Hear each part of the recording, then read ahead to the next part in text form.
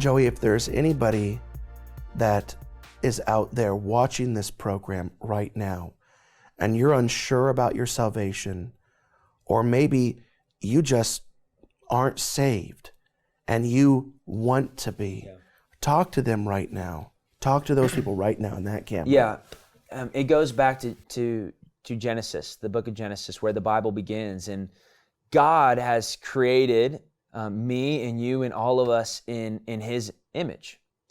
And He created us, a loving Father, a loving Creator, and He created us to dwell with us. God and man, God and Adam and Eve were actually in the garden together. That's God's original design, but then man sinned against God. We know the story. Adam and Eve take of the tree that they weren't supposed to take of, and they sinned against a holy and righteous and perfect God. And even that one sin, just one sin against that holy God, they were cast out of His presence. And God said, you may no longer be in my perfect presence again. And so the whole point of the Bible, the whole theme is, how does sinful man dwell with God again?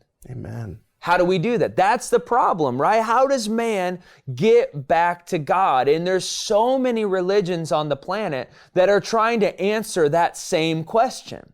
How does man get back to God? And what we see is what God does is He sends His Son.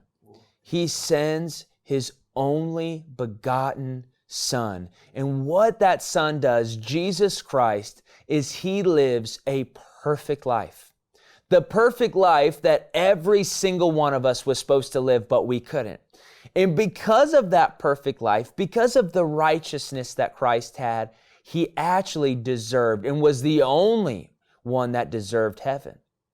And what Jesus does is He obeys the Father even to the point of His death. And He dies on a cross. It says in Galatians 3 that cursed is everyone that is hung on a tree.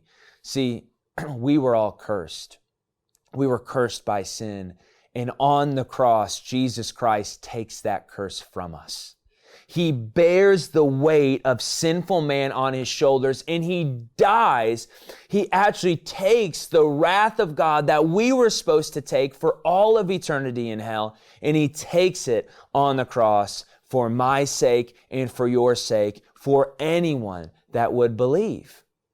See, what happens is on the cross, Jesus Christ gives us all of His righteousness, all of His perfection, all of His goodness, and He takes on all of our sin. All the sin that we were supposed to pay for in hell, Jesus takes it in the 3 hours that He's on the cross. He dies, and 3 days later, He raises again, proclaiming victory over sin and death. And Jesus says, for whoever would believe in me will be saved. See, like Zach said, we are not saved by works. We are saved by one thing. We are saved by believing in the finished righteous work of Jesus Christ on the cross, and that alone. There is no other name under heaven by which man can be saved. And I would just encourage you, the book of Hebrews says, it is appointed for every man to die once, and then comes judgment. Me, Zach, and every single one of you watching, we're all going to die.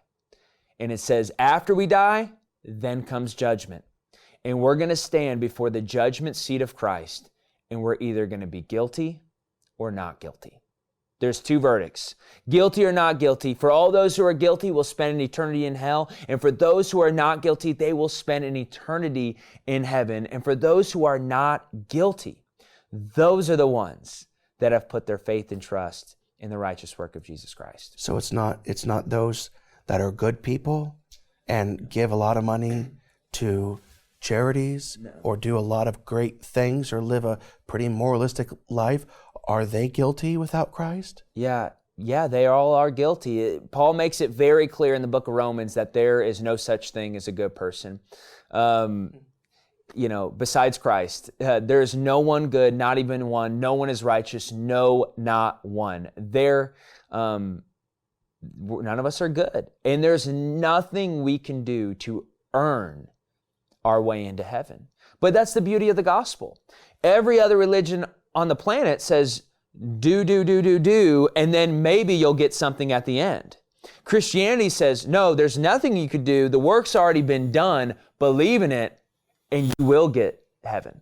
I mean, it's the best. It's why they call it the gospel, right? Yeah. It's the good news. It's the best news on the planet, that those who put their faith and trust in Jesus Christ can be saved from their sin and spend an eternity in heaven with God. Amen, amen, amen.